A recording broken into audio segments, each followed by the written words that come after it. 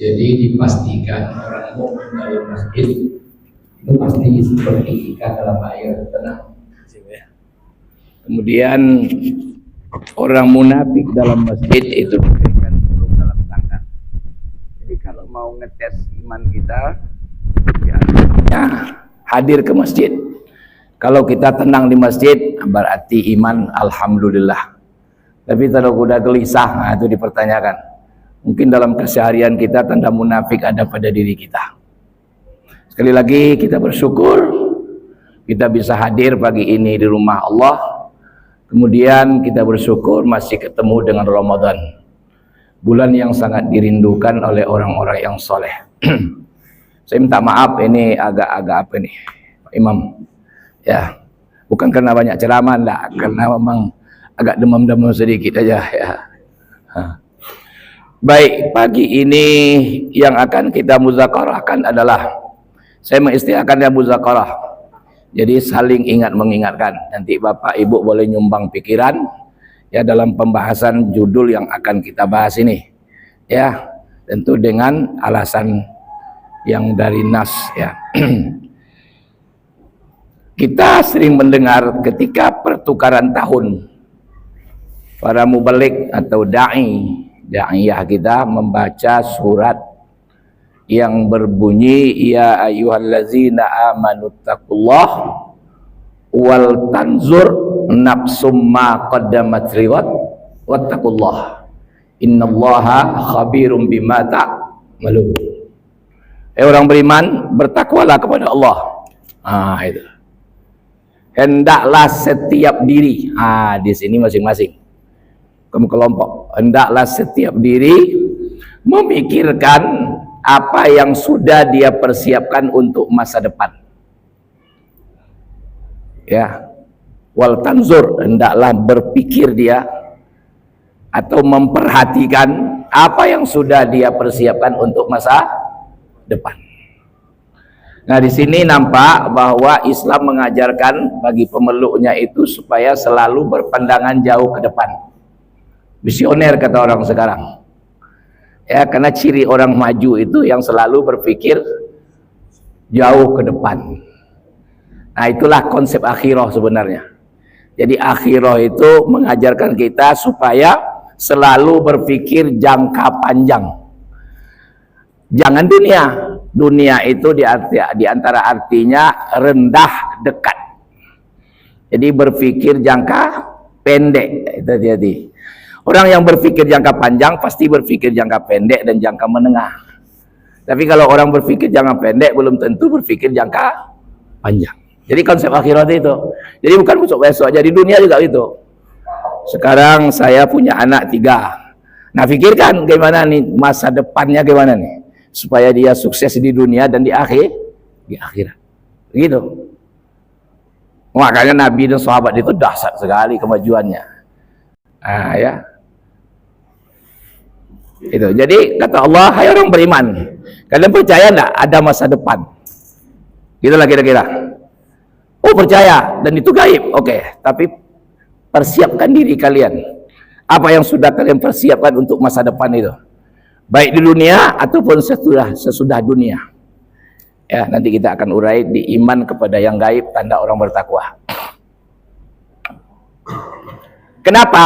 Karena ada saatnya kalian nanti akan bertemu dengan Allah, dan Allah akan memberitahukan seluruh apa yang kalian lakukan persis seperti kalian sedang melakukan. Maka di sini dipakai fi'il yang 5 atau fi'il mudhari kata orang ilmu apa? Qawaid.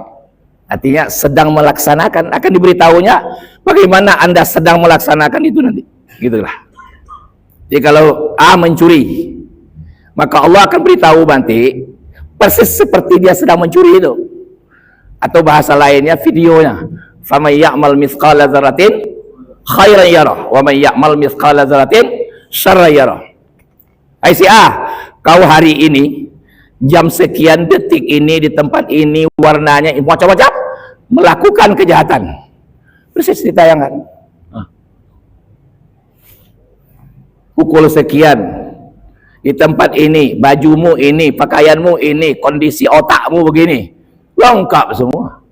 Faman ya'mal mithqala dzarratin khairan yarah wa may ya'mal mithqala dzarratin syarran yarah. Yang baik pun juga begitu.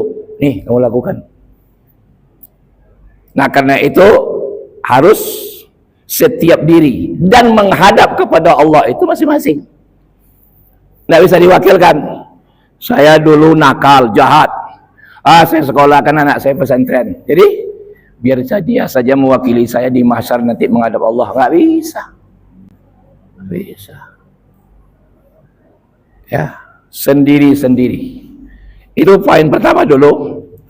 Yang kedua, ya ayyuhallazina amanu taqullaha haqqa tuqatih. Nah, coba lagi nih. Bekal untuk masa depanmu itu tadi takwa, 2 kali diulang kan, bertakwalah kamu. Setiap diri harus mempersiapkan apa yang sudah dia lakukan untuk masa depannya. Bertakwalah kamu. Sekarang dipanggil lagi, hai orang beriman, bertakwalah kalian sebenar-benar takwa. Artinya apa? Takwa itu tingkatkan terus. Nah, kalau begitu perlu ada evaluasi. Gimana kita menentukan takwa saya ini menurun atau meningkat? Tentu ada evaluasi. Betul nggak, Pak? Dagang saya ini naik atau turun nih? Pasti ada hitung-hitungnya. Bahasa apanya? Evaluasi kamu gitu, Pak ya. Nah ya, jangan kamu mati. Ini. Jangan tinggalkan dunia ini kecuali dalam keadaan muslim. Islam ini.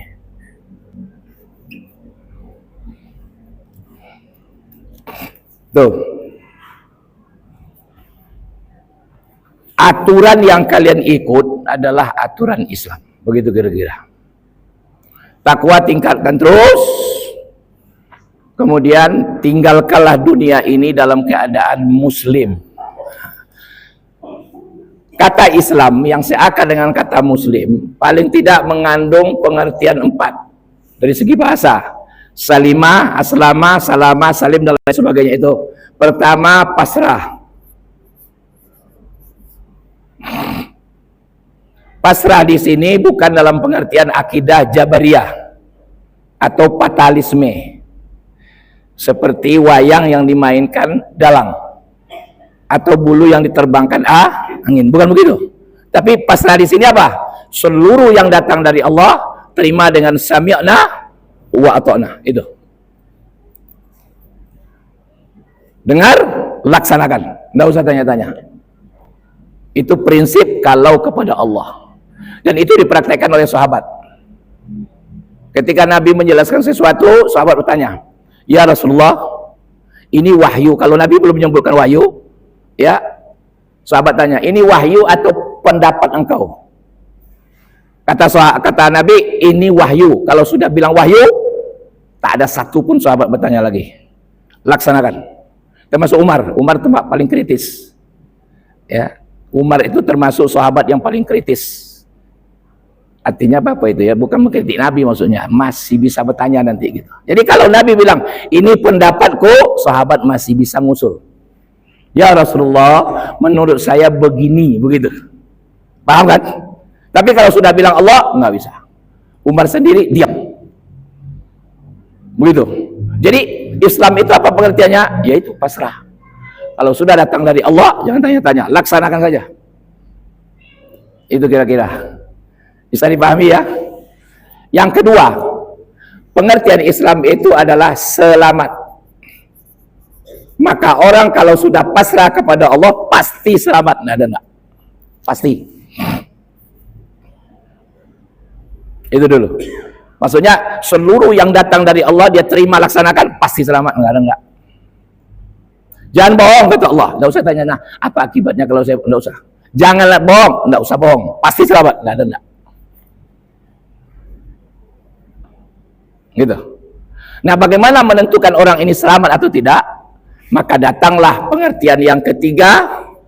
Pengertian Islam adalah menyelamatkan.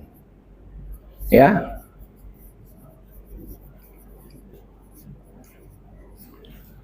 Gitu.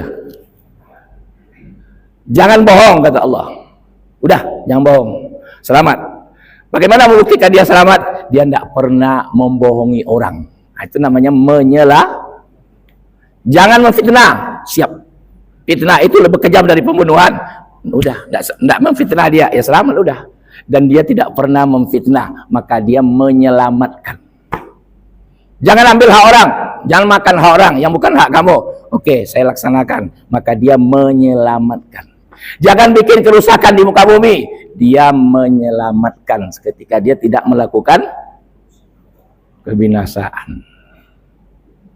Datanglah pengertian yang keempat.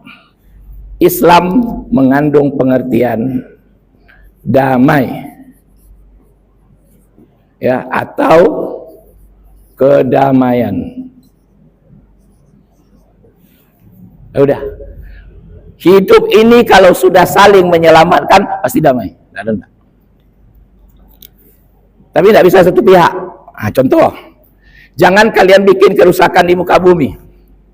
Sampai-sampai dalam Islam, dalam perang pun tidak boleh memotong tumbuh-tumbuhan, tidak boleh mencemari sumber mata air dalam perang. Bayangkan, lain yang dikerjakan oleh setan-setan sekarang di Palestina, sumur di bornya, gila itu. Nanti mengatakan juga dia yang paling toleran, ya, yang paling demokratis, macam-macam. Dalam Islam itu. Nah coba, ini tidak bisa diterangkan dengan satu disiplin ilmu, tapi semakin banyak bapak ibu menguasai disiplin ilmu, semakin indah nampak ajaran Islam itu. Contoh, seluruh tumbuh-tumbuhan, daun-daunan itu mengeluarkan sesuatu yang kita perlukan, betul tidak Pak? Namanya oksigen. Yang kita keluarkan diperlukan oleh, nampak kan? Saya tidak pernah merusak. Jadi gini Pak, puncak dari itu, konsep menyelamatkan alam ini kan sebetulnya diantaranya konsep tasawuf.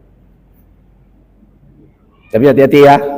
Kenapa? Karena seorang sufi, jangan kena menebang pohon, daun saja jatuh terhempas, dia kadang-kadang sedih. Daun saja terhempas, tidak normal jatuhnya, dia kadang sedih. Gila, masa sedih dia? Nah, coba tengok. Kenapa? Karena bagi dia itu seolah-olah menyakitkan bagi daun kayu, sementara menurut dia daun itu lebih mulia dari saya. Kenapa? Karena daun tidak pernah berhenti bertasbih dan sujud kepada Allah, sementara saya punya itu. Paham tak tuh? Jangan kena menebang, daun saja jatuh tidak normal, dia sedih. Bisa dipahami? Jadi konsep Islam itu subhanallah. Gitu. Logis kan?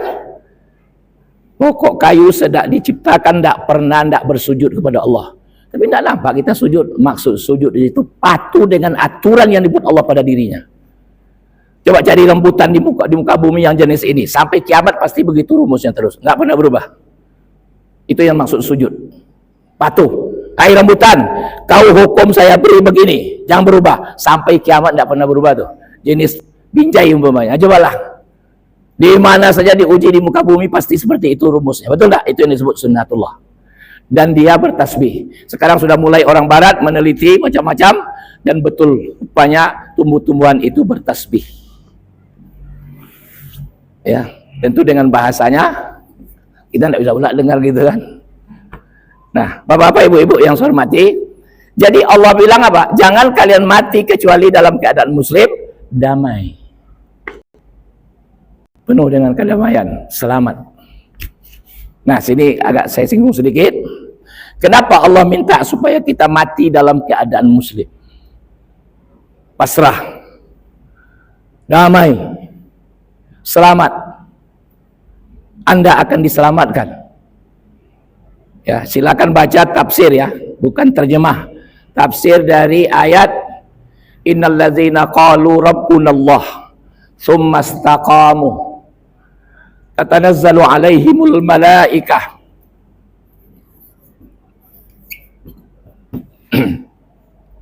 alla takhafu wa la tahzanu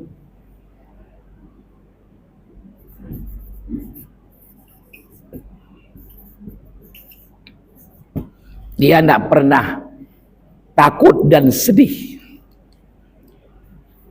Ini kalau dijelaskan oleh psikolog, enak sekali nih.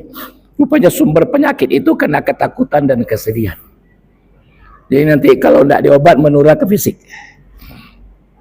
Ini bahaya. Kenapa terjadi di umpamanya keserakahan, ya, bakhil, zalim. Ini penyakitnya.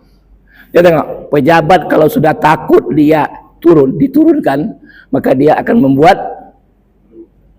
kezaliman, Pak. Ya, kumpulkan harta sebanyak-banyaknya untuk mempertahankan dirinya supaya jangan bahaya, kan?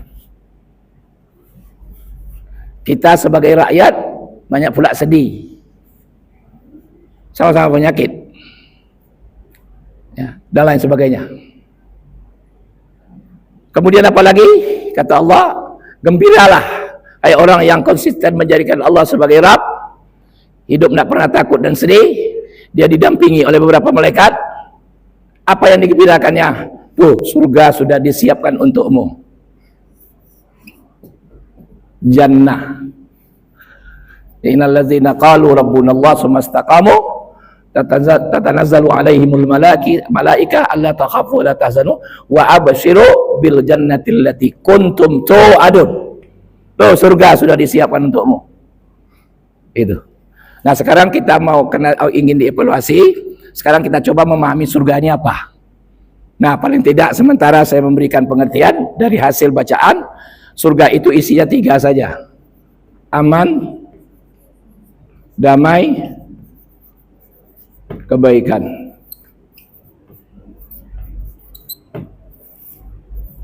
Itulah isi surga.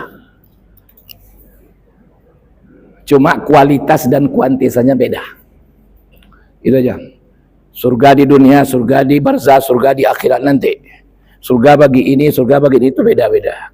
Kuantitas dan kualitas. Tapi substansinya sama.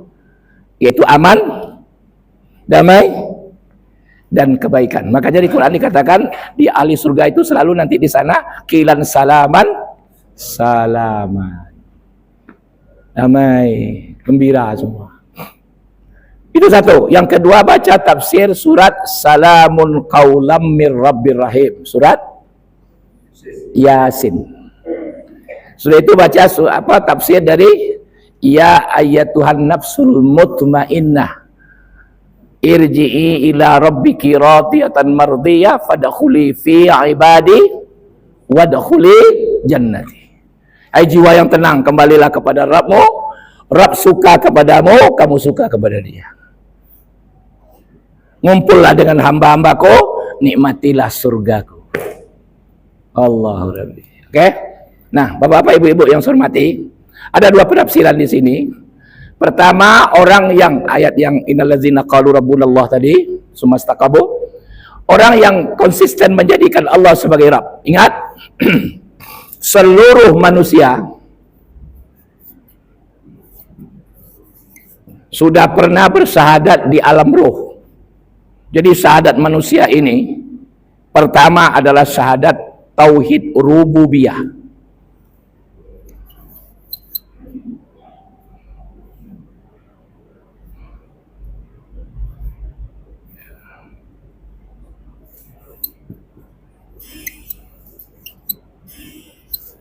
Allah pernah bertanya kepada seluruh roh manusia sebelum roh ketemu dengan jasad. Pertanyaannya, alastu bi rabbikum? Tengok ini. Bukankah aku Rabbmu? Bukan alastu bi ilahikum, bukan ilah. Ya, la ilaha illallah tapi Rabb. Seluruh serentak menjawab, bala, ya, syahidna. Kami bersaksi. Sudah. Kami bersaksi. Kami berjanji. Dah. Kami mengakui bahwa engkaulah Rabb kami. Nah, maka Allah katakan tadi, setelah disuruh oleh Allah, ini istilah saya ya, merantau sebentar ke dunia, sebagai ujian diantaranya perjanjian ini, maka si fulan atau fulana konsisten, teguh dengan janji. Ya, nggak pernah berubah. Mau dimiskinkan, mau dikayakan, orang kadang-kadang ketika miskin berubah, atau ketika kaya berubah. Mau berpangkat, mau diturunkan dari jabatan, nggak masalah. Mau sakit, mau sehat, pokoknya tetap Allah sebagai Rabb. Inilah janji Allah tadi. Dia tidak ada takut, tidak ada sedih, dan dia didampingi oleh beberapa malaikat. Jadi orang itu selalu didampingi oleh beberapa malaikat. Ya. Nah, bapak-bapak, ibu-ibu yang saya hormati, apa kaitannya dengan disuruh mati dalam keadaan muslim tadi? Ini penafsiran kedua. Yang dimaksud didampingi malaikat ketika dia akan wafat. Ketika dia akan wafat, rupanya ketika akan wafat itulah puncak dari ketakutan dan kesedihan. Takut menghadap masa depannya, ketemu dengan Allah diantaranya, mungkar nangkir, tapi sedih meninggalkan dunia. Itu diantaranya. Ya. Maka orang yang beriman kemudian sudah bekal takwa, wa tazawwadu fa inna khairaz zadi taqwa. Kemudian ketika dia akan meninggalkan dunia ini muslim, kafah, maka kondisinya adalah satu, sebelum malaikat maut mencabut nyawanya, mengucapkan salam dulu. Dan menyampaikan salam dari assalam. Itu. Tapi dibaca tafsirnya ya ini. Mengucapkan salam dan menyampaikan salam dari. Oke. Puncak itu ayat yang dibaca oleh imam tadi. Wujuh yauma idzin nadhirah ila rabbiha nazirah. Di hari itu nanti penghuni surga mukanya berseri-seri dan dia akan melihat wajah Rabbnya. Jadi puncak kenikmatan di surga adalah melihat wajah Allah. Itu puncak. Di dunia enggak ada. Kalau ada orang bilang hati-hati, enggak bisa. Kapan melihat wajah Allah? Di surga. Dan itulah puncak kenikmatan. Daga lagi di atas itu. Dan malah dalam riwayat dikatakan ketika Allah melihatkan wajahnya itu, sementara manusia berpaling kepada Allah,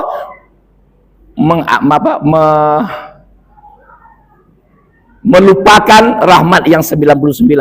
Jadi begini, kata Nabi, rahmat Allah 100. Innalillahi ta'ala mi'ata rahmah. Ke dunia diturunkan 1, 99 nanti diberikan setelah proses kiamat. Qiyamul adli. Puncaknya kan di mahsyar nanti. Berdirinya keadaan di kubur sudah mulai. Sebentar, dapatkan. Dia lupa karena melihat wajah Allah. Nah, di saat itu sebelum Allah menampakkan wajahnya, masuk Allah terlebih dahulu mengucapkan salam. Itu surah Yasin. Salamun qaulam. Makanya jangan heran kalau tapi Bapak, Ibu, saya belum ketemu dan saya tanyakan juga kepada Buya saya dulu waktu saya di pesantren, dia senyum aja. Dia bilang gini aja, "Enggak usah kau tanya itu. Mudah-mudahan Allah merasakan kepadamu." Itu aja. Karena pernah saya tanya, kenapa orang mengulang-ulang ketika baca Yasin, salamun qaulam mir rabbir rahim, salamun qaulam mir rabbir rahim. Apa ada hadisnya? Dia enggak jawab, cuma itu jadi bilang, mudah-mudahan Allah rasakan kepadamu besok. Rupanya itu akan bisa dijelaskan dengan psikologi, Pak. Orang membaca itu seolah-olah dia merasakan salam dari Allah besok. Allahu Rabbi. Sama dengan Buya saya ketika jadi imam, ketika dia baca Ar-Rahman Ar-Rahim, itu berat untuk menyambung kepada Malik Yaumiddin. Karena itulah dia selalu menolak jadi imam. Yang jahar selalu dia tolak jadi imam. Ketika dia baca Ar-Rahman Ar-Rahim, kan Bismillahirrahmanirrahim, Alhamdulillah Ar-Rahman Ar-Rahim, itu kadang dia menangis, kemudian berat untuk menyambung ke Malik Yaumiddin. Nah, tapi jangan tanya juga, adalah hadis begitu, payah. Dia tidak semua sahabat pun ada mengalami hal-hal yang seperti itu. Sahabat setiap rakaat baca qul huwallah. Sahabat lain tidak pernah mendengar Rasulullah bergegas mereka berdua-dua pergi kepada Nabi. Ini sepulan ini bikin yang macam-macam ini. Engkau tidak pernah kami dengar membaca qul huwallah setiap apa. Tapi dia terus qul huwallah. Apa kata Nabi? Malaikat senang kali ketika dia melakukan itu. Udah. Jadi hati-hati ya, jangan cepat menyalahkan orang. Kecuali dimasukkannya bahasa lain, nah itulah. Ya kan? Paham ya? Nah itu. Jadi sahabat itu macam-macam ragamnya. Dan diketemu Nabi, Nabi menetapkan. Ada yang takrir, ada yang Nabi bicara. Ya. Oke. Maka Allah mengucapkan malaikat maut memberi salam dan menyampaikan salam dari Allah. Ini alamat pertanda insya Allah orang ini akan mendapat salam dari Allah. Nah, itu mukadimahnya. Pendahuluannya itu disampaikan oleh malaikat maut. Nah, jadi ini sebagai intermezzo aja ya. Kalau bapak ibu-ibu nanti sendiri berzikir macam-macam atau sedang bekerja berzikir sendiri, terdengar salam. Nah, tengok tidak ada orang. Kira-kira bagaimana sikap bapak ibu?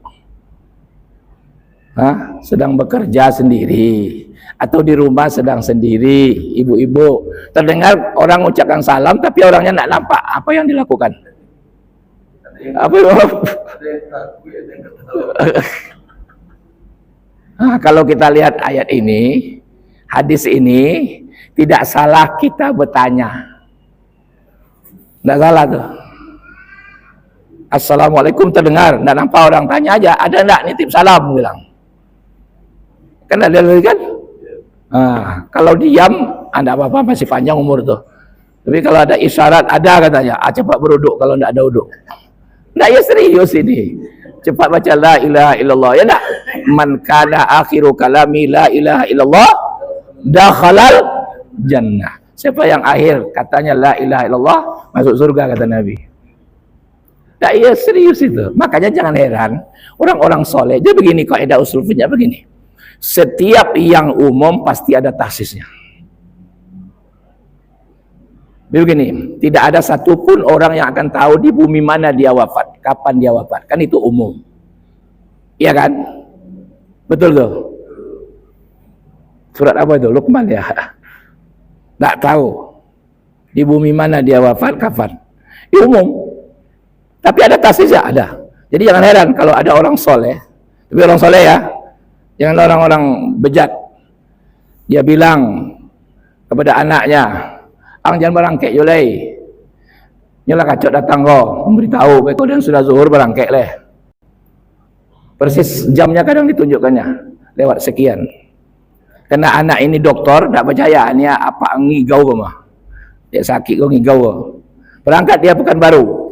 Ini kasus ini terjadi. Sampai di Pekanbaru sudah zuhur, datang telepon dari adiknya. Doh pulang doh, ayahlah meninggal. Itu. Tapi ditanya kepada orang-orang yang dekat dengan dia, bapak ini adalah warak soleh. Jangankan orang lain, anaknya sekali anaknya saja yang ngasih uang dia tanya itu, ang pitiang gua halal enggak? Gitu tuh. Ya Pak. Halal enggak pitiang gua? Kemudian dia tidak banyak bicara tapi banyak berzikir. Mukanya bersih. Oke. Jadi jangan heran kalau ada orang begitu. Itu orang khusus namanya. Nah kira-kira Nabi itu ditanya enggak di dalam kubur oleh Munkar Nakir? Nah, menurut bapak-bapak ditanya enggak?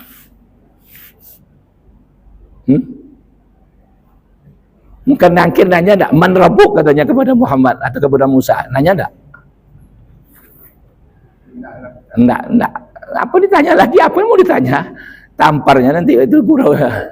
Ang nanya-nanya Rabb dan Musa. Ada yang menantang orang mengatong diri Rabb mah Firaun namanya. Ana rabbukumul a'la kata Musa, kata Firaun. Kata Musa, enggak, Rabb kita adalah menciptakan langit dan bumi. Akhirnya yang tanya-tanya juga ikut keadaannya kan. Kira-kira itu ya Pak Ji ya. Jadi khusus Nabi enggak akan mungkin ditanya lagi. Kan begitu? Betul enggak? Jangankan Nabi, sahabat aja dalam riwayat kan ada yang mengurau-guraukan Munkar Nakir. Tapi itu tentu amalan ya, bukan buat dia apa-apa nanti saya gurau kan tidak bisa. Oke, kita Kita lanjut dulu ya. Jadi apa tadi? Kalau mati dalam keadaan muslim, iman, kemudian bekal takwa banyak, maka malaikat maut ngasih salam, kemudian nyampaikan salam dari Allah. Nah, sekarang apa tugas malaikat yang lain? Kan banyak malaikat nih, malaikat jamak. Apa tugas malaikat yang mendampingi malaikat maut ini? Nah, dalam riwayat itu dikatakan tugasnya adalah menayangkan tempat yang bersangkutan di alam barzah. Jadi jangan heran, orang yang wafat itu bisa ketawa, apa bisa senyum. Tapi senyum dua. Pertama, senyum kenikmatan, yang kedua senyum siksaan. Yang kenikmatan, ini nanti kita urai, tapi yang siksaan apa? Dia waktu hidupnya dulu suka main judi. Maka waktu wafat itu ditengokkan alat-alat judi dan ditengokkan dia menang. Waktu tersenyum itulah dicabut dengan tidak terhormat nyawanya. Hati-hati itu. Makanya banyak orang mau mati itu macam-macam kelakuannya. Ada yang gini-gini dia, ya, ada yang gini-gini, itu kerjanya ngitung uang aja dulu yang teringat dia. Macam-macam tuh, Pak. Ya kan? Hati-hati. Jadi manusia itu mati nanti diperlihatkan apa yang dia amalkan dalam kehidupan. Nah, sekarang yang nikmat lagi. Apa yang nikmat? Nah, maka malaikat yang lain itu menayangkan tempatnya di alam sana. Ketika ditayangkan itulah malaikat maut memisahkan nyawa dari tubuhnya dengan sangat terhormat. Nah, kira-kira sakit atau enggak? Bilang aja saya belum pernah mengalami. Kan iya Pak ya. Enggak apa-apa, enggak bisa pula. Saya malah mau Bapak kan iya ibu-ibu. Saya belum pernah mengalami Ustaz, iyalah. Nah, kira-kira dengan dalil bisa enggak kita terima bahwa orang yang wafat seperti itu enggak sakit tapi lezat? Mungkin ragu ya. Kami membaca riwayat Nabi aja susah mati. Masa begitu pula? Hati-hati. Rasulullah sampai Fatimah menangis, sampai Jibril pun tidak sanggup melihat, memalingkan ya mukanya, sampai Nabi nanya, Jibril, sahabatku, benci kau sama aku? Enggak sanggup aku melihat kau begini gitu ya. Nabi diperasakan kepada dia sakit mati yang paling ringan, sebagaimana sabdanya bahwa manusia yang paling ringan nanti matinya adalah seperti kambing yang disayat-sayat waktu hidup. Nabi merasakan itu. Kenapa? Karena beliau yang minta. Jadi ketika beliau akan dicabut nyawanya semua, di stopnya, tunggu dulu. Adakah mati yang seberi sakit dari ini? Maka dijawab oleh malaikat, di antara maut inilah yang paling terhormat. Berarti merasakan apa yang pernah disabdakannya.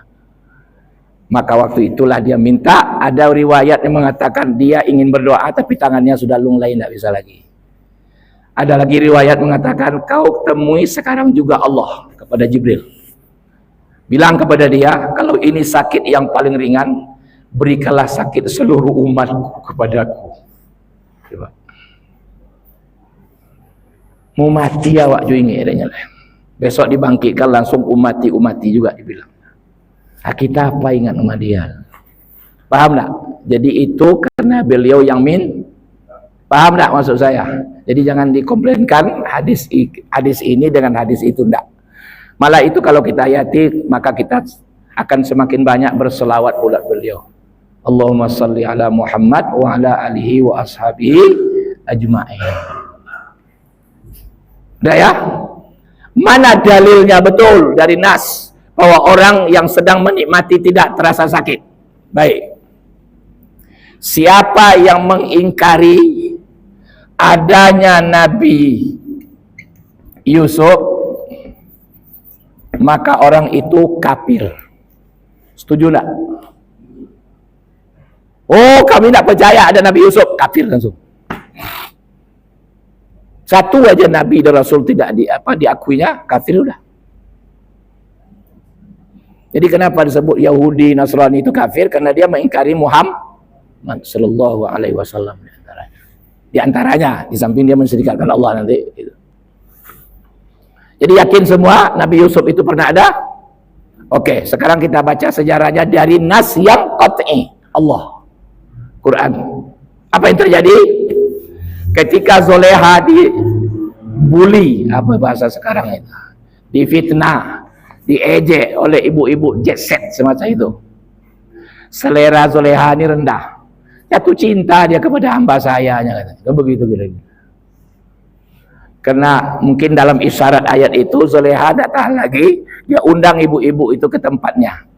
Dia siapkan buah-buahan, makanan enak, diantaranya buah-buahan. Kemudian ketika ibu-ibu sedang mengupas apelnya, sambil cerita, disuruh oleh Zoleha lewat Yusuf. Apa yang terjadi?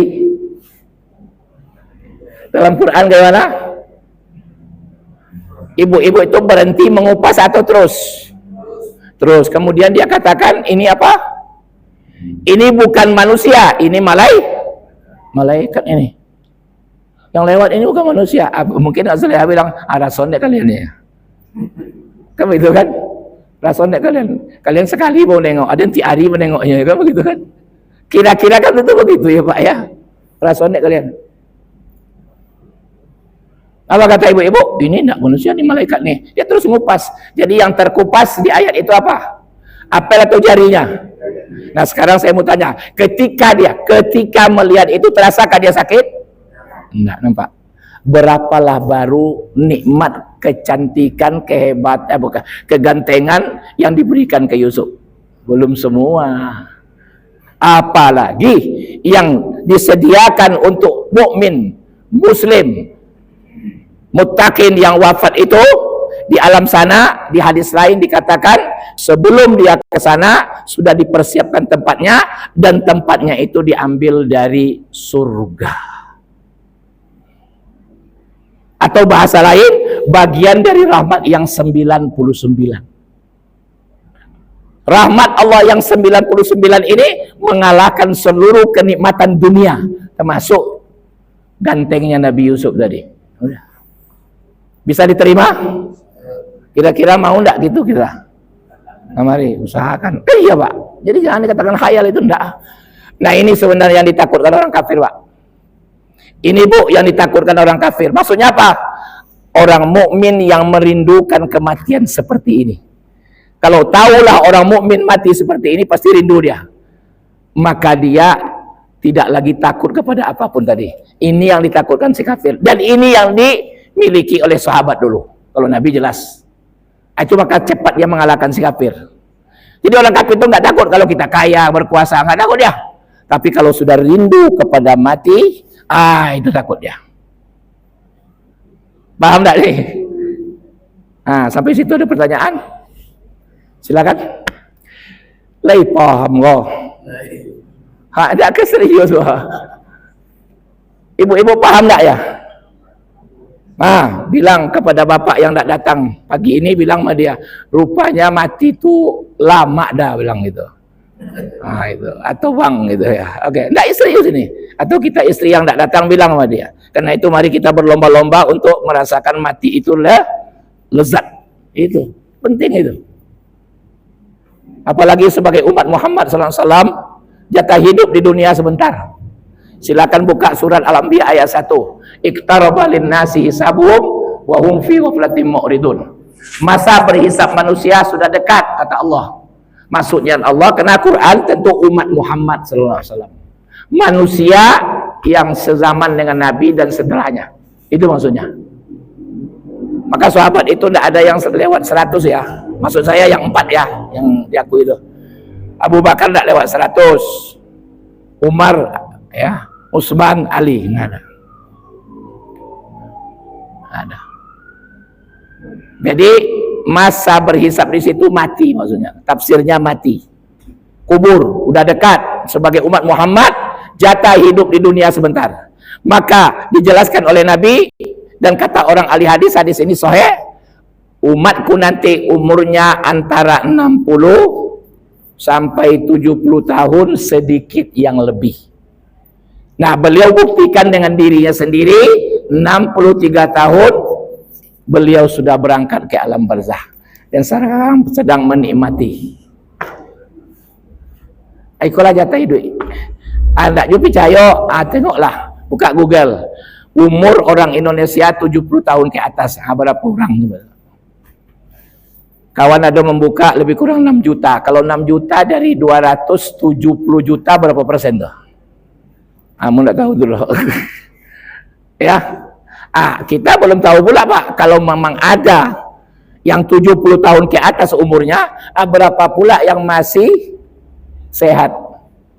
Kalau sholat lai samporono rukuk je sujud oleh. Itu. Ini. Dah ya. Jadi kita jatahnya hidup di dunia ini sebentar. Karena itu carilah mati yang nikmat. Jadi kaji awak pagi gua apa? Mati jadi rubah-rubah ya leh. Gimana supaya mati inilah Ramadan datang nanti sekali setahun, itu diantaranya mendidik kita supaya nanti merasakan mati yang nikmat. Gitu. Ada pertanyaan? Tidak ada yang bertanya di sini Pak Pucaro. Ya silakan Pak Ji.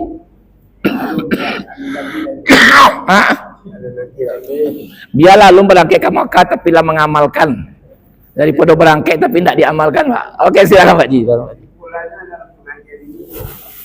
Ya. Yang ini ya, yang dua ini baru kan? Ya. Kesimpulannya pengajian sufi itu intisari dari ilmu. Apa sebab? Seperti daun kayu yang kering, dia akan sujud. Daun kayu sujud dan bertasbih, oke. Tapi dalam intisari daun kayu aja sedih orang sufi jatuh. Iya. Karena jatuhnya dapat. Iya. Jadi kesimpulannya ilmu sufi itu inti dari ilmu. Tidak ada manusia yang bersyukur untuk kalau manusia awam hanya sampai di situ. Mau nanya anak dulu Pak Ji, mau seketik. Oke Pak Ji. Pernah pagi kami sini ngaji itu Pak Ji. Pernah kan? Waktu saya menjelaskan hadis Jibril. Sebetulnya ini di mana-mana sudah saya jelaskan, tapi termasuk di sini bahasanya ada. Di hadis Jibril itu ada 4 kan. Pertama Islam, mal Islam, jawab Nabi 5 rukun Islam. Mal iman, jawab Nabi 6 rukun iman. Setelah itu baru ditanya mal ihsan. Waktu ihsan anta abudallah ka'annaka tarahu fa illam takun tarahu fa innahu. Semua-muanya apa kata Jibril? Sadaqtah. Makanya sahabat Allah ini bertanya ini lo benar siapa barang kamu itu. Baru yang keempat mata sah. Kapan terjadi kehancuran kiamat? Kebetulan Nabi saya tidak tahu. Kalau itu tidak tahu saya. Ciri-cirinya tahu tidak? Itu Nabi sebutkan. Ya di situ ada nanti. Ya kan? Oke. Dari pembahasan ulama tentang Islam lahirlah ilmu fikih. Tuh. Jadi dari mana lahir ilmu fikih? Dari ijtihad para ulama. Ini ada syarat-syarat ijtihad, jangan sembarangan.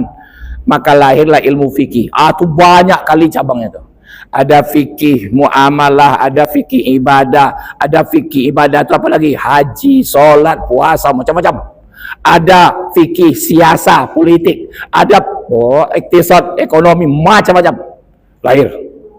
Makanya mungkin sekarang sudah kalau tidak jutaan, puluhan ribu jilid buku atau judul buku membahas tentang itu dari pembahasan rukun Islam itu.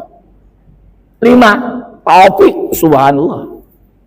Dari pembahasan iman lahir pula ilmu akidah yang namanya disebut juga ilmu tauhid, ilmu akidah, ilmu usuluddin, ilmu ma'rifah, ilmu kalam, ilmu teologi, banyak pula namanya. Punya aliran lagi dalam, banyak lagi. Dimulai dari Syiah, Khawarij, Murji'ah atau Murji'ah, ya Qadariyah, Jabariyah, Mu'tazilah, Al-Asy'ariyah, Maturidiyah, Salafiyah. Wahabiyah dan lain sebagainya. Banyak lagi. Oke? Dari pembahasan ihsan inilah, itu yang Pak Haji bilang tadi. Lahir ilmu akhlak. Semakin mendalam dikaji, lahirlah ilmu tasawuf. Dari ilmu tasawuf lahirlah ilmu tariqah, terikat. Lahirlah ilmu suluk.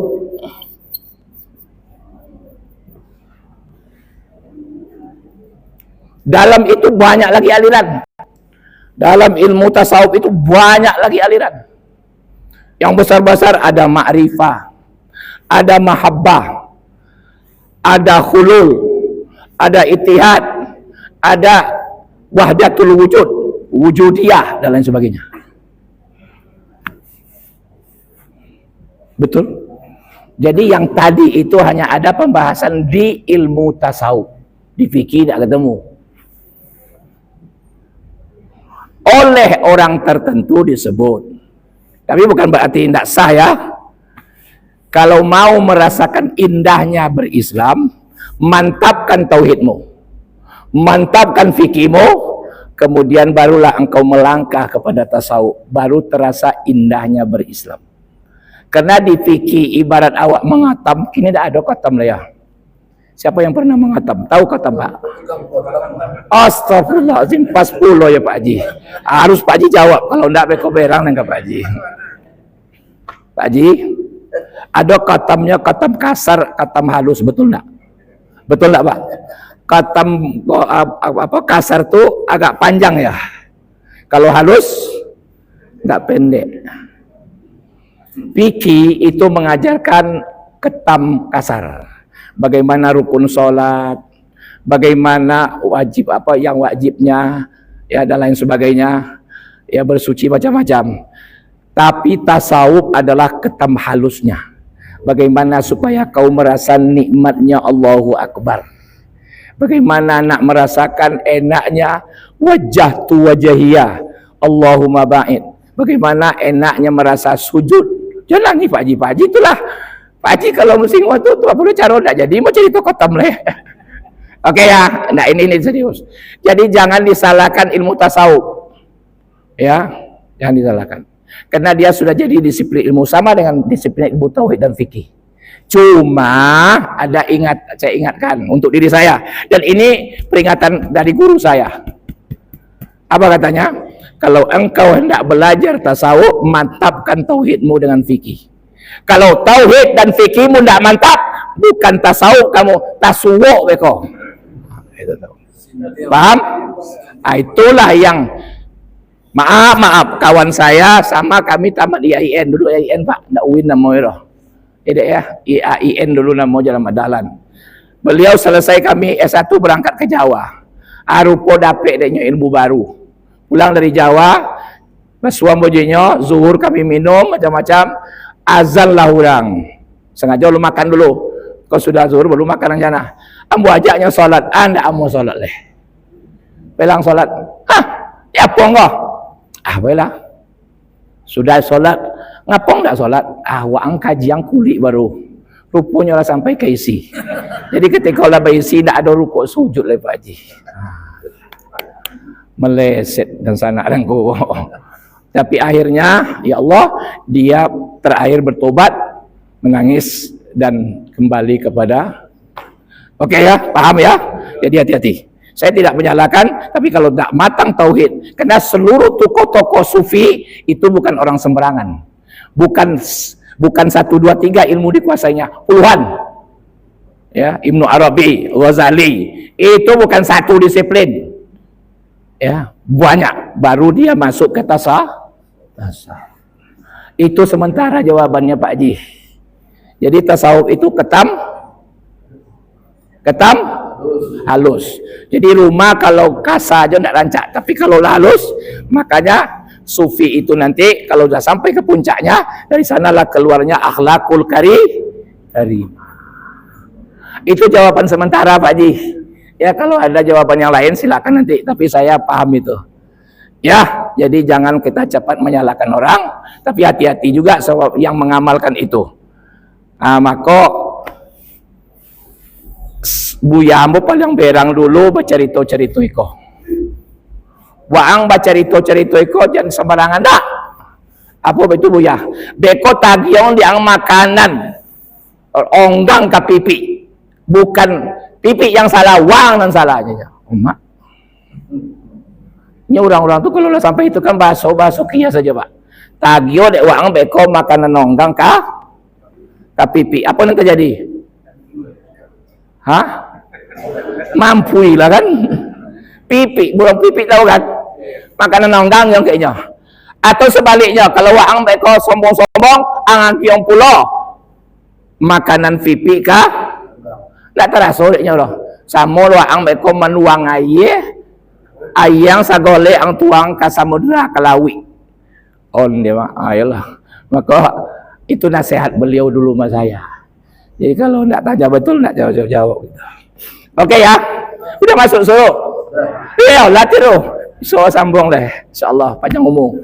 Kalau enggak juga panjang umur, saling menarik awak ke Surabaya. Sepakat? Kalau enggak nampak ambo saja tanya besok Pak. Apa enggak izin sok masuk Surabaya kalau enggak nampak ambo cano dulu mana.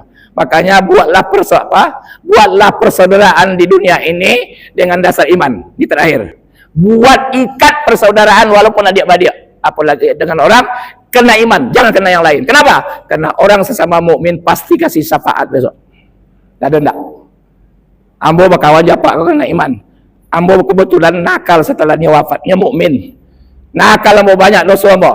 Mampir ke neraka dulu. Ketika dia masuk surga pasti ditanya saya. Pasti enggak ada enggak, itu hadis sahih. Manu azimu indamu ya Allah. Pailang masuk ke surga. Enggak, manunya kawan dan dulu beribadah macam-macam. Inyo mampir ke surga akan rokok sebab setelah waangnya banyak macam-macam. Apa kata dia? Aku takkan masuk ke surgamu kecuali bersama dia. Tuh baca hadis-hadis yang seperti itu. Apa kata Allah? Kau jemputlah dia ke neraka. Maka orang mukmin tak dibakar api. Itu contohnya Ibrahim. Jadi jangan diambil Ibrahim itu ilmu kabal. Enggak, itu contoh bahwa orang mukmin tidak terbakar air api besok. Maka dia pergi ke neraka, dia cari saya. Ngapong si kogo. Lah. Subhanakallah wa bihamdika asyhadu an la ilaha illa anta astaghfiruka wa atubu ilaik. Assalamualaikum warahmatullahi wabarakatuh.